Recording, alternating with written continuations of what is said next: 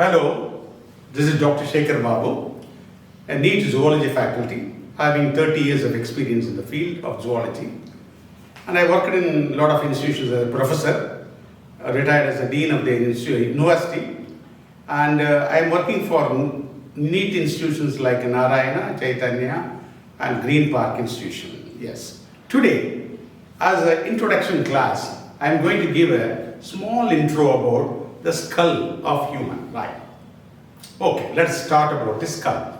How our skull is looking like. First, let me write the name of our topic called a skull. Okay. How the skull is made up of? Skull is made up of bones, right? When we talk about bones, we have to add one small point about that. So, our body, entire human body, developed from a small cell called a zygote, fertilized zygote. This zygote go on dividing. Finally, it forms 3 layers. This we call germ layers. What are the germ layers? Ectoderm, outer layer, middle layer, mesoderm, inner layer, endoderm. So all the skeleton or the bony materials of the body all develop from the second layer of the embryo. We call them as mesoderm. Mesoderm, right? With this introduction, let us discuss about the skull. How we can study the skull first. What I am going to do is consider this room, right? This room. When we talk about the room, how many surfaces are there in the room? Anterior side, or we can say in English language, front side, back side, upper side, and lower side, and sides. Fine. That is in English colloquial language. But we use a technical language to represent that one. What way? Front side we call front, anterior side. This as posterior side. This as superior side. This as inferior side. These two are lateral side. How many sides we can calculate? 1, 2, 3, 4, 5, 6. 6. Okay. Then can we study this one with the help of this room? Yes, possible. How it's possible? Let us see. Can you come over here, gentlemen? Please come over here. Come over here. This will be a live example for that. Like what is this? This is head region of human being. So compare this room. Upper side, lateral side, front side, and back side. Okay. This we call front side of the skull. The front side of the skull we call by a name called as frontal. What is the name? Frontal. This is the first bone of the skull. What is the name? Frontal. They can ask me which skeleton forms covers the anterior part of the brain. You have to ask, you have to write immediately frontal. Frontal means front side. Then we go to the back side of the head region, we call posterior. So what is the name of this bone here? We call this name as what we call parietal. Occipital. So frontal, occipital. Then what is this area? This area is top. We call technically what is the name we have to give? We have to give it as superior. Anterior, posterior, superior. So when we parietally see this area and this area, this is quite bigger. So that is the reason this particular superior area not made up of single bone, it is made up of double bone. Left side one, right side one. Okay. How many? But that name of the bones we call them as parietal. Parietal.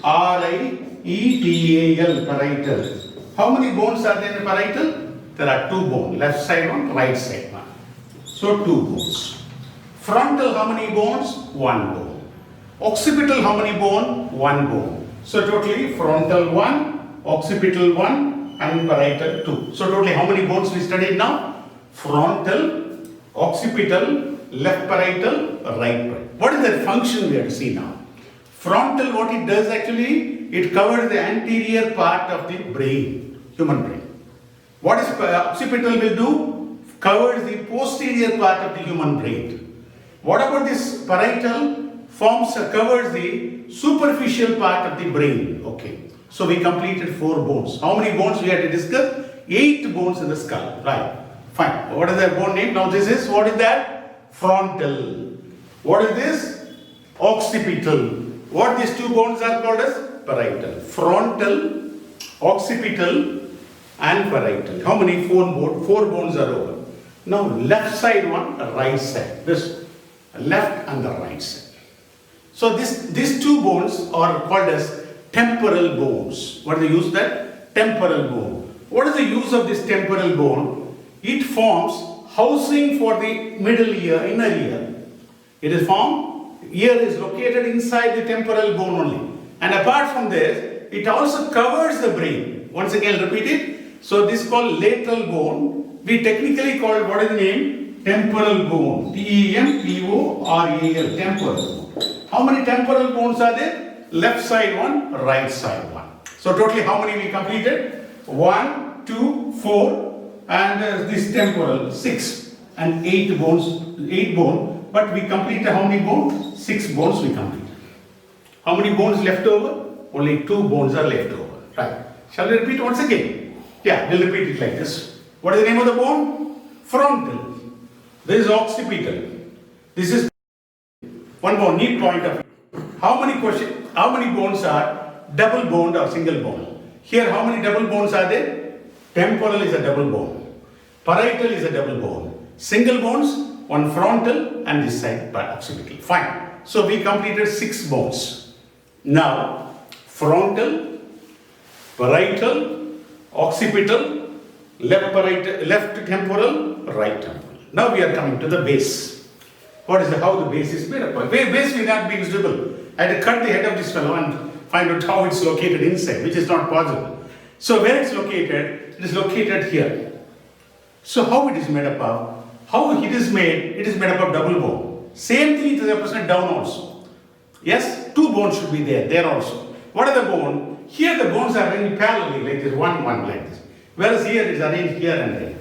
So how many? This is the, what you call the base of the brain. The base of the brain is quite voluminous, a little bigger. It cannot accommodate with a single bone. It is made up of double bone. First 1/3 part, one bone. Remaining 2/3 part, another.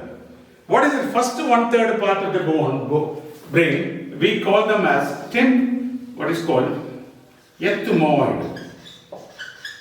Ethmoid. Second set of bone, second 2/3 form is formed by another bone. We call it as Sphenoid. Okay, fine. So now we completed 8 bones. What are the bones? Frontal, parietal, occipital, 2 temporals, and ethmoid and the sphenoid. Now, with this information, I am going to raise important points related to that. The base, when we are talking about the base, what is base is going to do? This is the base area of the brain.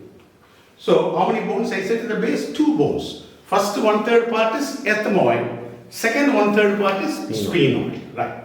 First 1/3 part, what it does, it forms the roof of the nasal cavity. Very important point. What it does, it forms the roof of the nasal cavity. First 1/3 bone of the base, which forms the, what you call ethmoid bone, forms the roof of the nasal cavity. Where, what is the meaning is, it separates the brain and the nasal cavity. Fine. It separates the brain and the nasal cavity. We call that 1/3 part of the cranium, we call it as ethmoid bone. Then second 2/3 is formed by another bone, we call it as sphenoid bone. This is the last bone. What is this last bone, sphenoid? It looks like a butterfly shaped bone. And in the NCERT book very clearly mentioned, this is called as keystone bone. What do you mean by keystone bone? This is the one special bone here. What it does, it connects maximum bones together. Whereas here it's connected with this will connect with that. Whereas the base bone, it connects most of the bones on the roof. So we call them as keystone bone. Certainly they'll ask in the NEET, what is keystone bone? Yes, we have to write this one. Fine? Right. Now, we completed the names of the bones, that's all. What is their function? The first function is frontal. Covers which part of the brain? Front portion of the brain. Occipital covers the back portion of the brain. Parietal covers the roof of the brain. And ethmoid and temporal covers the lateral part of the brain. At the same time, it gives spacing for the ear, inner ear. Fine. Then coming to ethmoid and sphenoid, two bones. Ethmoid forms, separates the brain and the nasal cavity, and it forms the roof of the nasal cavity. Fine. Then what about this sphenoid? Just now I said, sphenoid is otherwise called as what shaped bone? Butterfly shaped bone, having two bigger wings and two smaller wings. How it looks like? Looking like this. Having two bigger wings and two smaller wings. Like this. The bone is looking like a butterfly shaped bone. We call this bone as a sphenoid bone, right? Anything special about the sphenoid bone? Yes, we have a special point to say about sphenoid bone. Many times they ask in the what we call NEET examinations. What is this sphenoid? Sphenoid bone, I said keystone bone, 1 point. The next point is, you would have heard about endocrine glands in the human body, like thyroid, parathyroid, pituitary gland, lot of glands are there. This particular bone, what we call the sphenoid bone, gives a small cavity. In this cavity, the pituitary gland is located. Means very clear. They can ask the question is, name the cranial bone which forms the housing for the pituitary gland. Immediately you will take this one. Okay, right. Now what is the sphenoid bone job? It gives housing for pituitary gland. Right, next. Little more advanced I'll go. It's a clinical sign. So people, since you are joining for medical sciences, I want to give little more additional information, nowhere connected with the NEET or the NCRT. For your interest I am going to give. See, for an example, a person is having pituitary tumor. Pituitary tumor. Pituitary gland enlarges, we call tumor. So where the pituitary gland is located? It's located on the base bone of the brain. Then how to reach that one? How to remove the tumor? It's an additional information that doesn't involve in NCRT. So what we do is, earlier days, they used to open this one, turn the brain, locate the area and remove that pituitary gland. That was during their days. Now, by understanding the skull region, they could able to find out a technique by which they can reach the pituitary gland without opening the skull. What is that is? Nose. Through the nose, when they put the probe inside, they can touch what we call the ethmoid bone. That's what I said. The ethmoid bone, you make a hole with a camera so that you can reach the pituitary gland, remove very easily. A lot of ports are there. Through the port and with the camera and the computer, you can able to locate area and remove it, give it disinfectant and suture it and bring it back. So within no time, maybe around the job is opening this one, it takes around 10 hours, it may be done within 30 minutes. So how it is done? It is the advancement in the field of what you call skeletal system and the advancement in the field of engineering has developed this technique. So with this small information, I want to complete the structure of the head region. And now I want to go for, I'll take a little more minutes to say about the boundaries of the bone. Right. This also, because many times they ask in AIMS about the boundaries of the brain. What is the name of the bone? This is called frontal. This is called parietal. Frontal and parietal. This frontal, this parietal. These two walls are connected by a link actually. So here, this is a skull region. I am looking from the anterior side. This is frontal, this is parietal. So frontal and parietal is connected by joint. Frontal and parietal connected by a joint. We call this joint as coronal suture. Coronal suture. Like this, the occipital, this what bone? Occipital connected to parietal by another joint. Here, one more joint. We call this joint as a lambdoidal suture.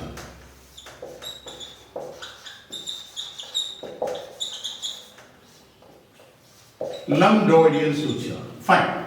So coronal suture, lambdoidal suture. Right? Then we have the parietal bone located left parietal, right parietal. They are connected by another joint here. We call sagittal suture. And the side bones, what is the name of the bone? Left temporal and the right temporal. They are connected by another joint here. We call this joint as squamosal suture. Now I am going to repeat the whole show and we'll wind it up. How it's possible. So, what is the name of the bone? Frontal. Name of the bone here? Parietal. How many parietal bone? 2. Name of the bone here? Occipital. Name of the bone here? Left temporal. Name of the bone here? Right temporal. Name of the 1/3 bone of the base we call Ethmoid. Name of the 2/3 bone of the base we call Sphenoid. Right? How they are connected? They are connected. How many bones are they totally we studied? We studied 8 bones. Totally 8 bones. Right. Ethmoid and Sphenoid together 8 bones. So 1, 2, 3, 4, 5, 6 down to 8. Right. I said what are the name of sutures? This suture we call coronal suture. This suture what we call lambdoidal suture. This suture we call sagittal suture. This suture we call it as how many? What is called squamosal suture. Totally how this cranium is made up of? It is made up of 8 bones and how many sutures? 1, 2, 3, 4, 5. 5 joints and 8 bones forms the head region. That's all. 5 joints and 8 bones form the head region. Little more advanced. It's not advanced, it's the known fact. Right. When you talk about this bone like this here, can you just move that, sir, please? So this is when the baby is born, delivered, and the baby is delivered. The baby will not have a complete skeleton here, like skull. It will have a hole here and it will have a hole here. That's the reason elders they say, don't touch this area. Yes, don't touch this area. The reason behind that particular 2 zones joint, the bone would have not formed when the baby is delivered. So that zones are called as anterior fontanelli and this is called as posterior fontanelli. Okay, fine. What is this fontanelli? How it gets sealed? One particular hole, it will be gets closed in 6 months time for babies. Another hole here, located here, it gets closed in 12 months. Right. Like this, the skull can be studied. Can we repeat once again? That is possible. What is the name of the bone? Frontal. Please, you have to tell me. Frontal, 2 parietals, 1 occipital, left temporal, right temporal, ethmoid, sphenoid. What are the joints? Coronal suture, lambdoidal suture, sagittal suture, squamosal suture. Which bone of the cranium involved in holding the endocrine gland? Sphenoid bone. Which bone forms the separating the brain and the nasal cavity? Ethmoid bone. This sphenoid bone, this is ethmoid. Which bone is called as keystone bone of the skull? Sphenoid bone. And which, yes, that's it. And which bone is used for doing operation to remove the pituitary gland tumor? Sphenoid bone, right? Like that, we can study the entire skull in this way. Yes, I did this, I am completing the video. If the video is quite, palatable, kindly pass on the video and so that circulate among yourself. So all the people will be benefited. It is not only educating the student, it is also educating the public also. This is a video of not only zoology, about the medical sciences. Thank you very much. Thank you.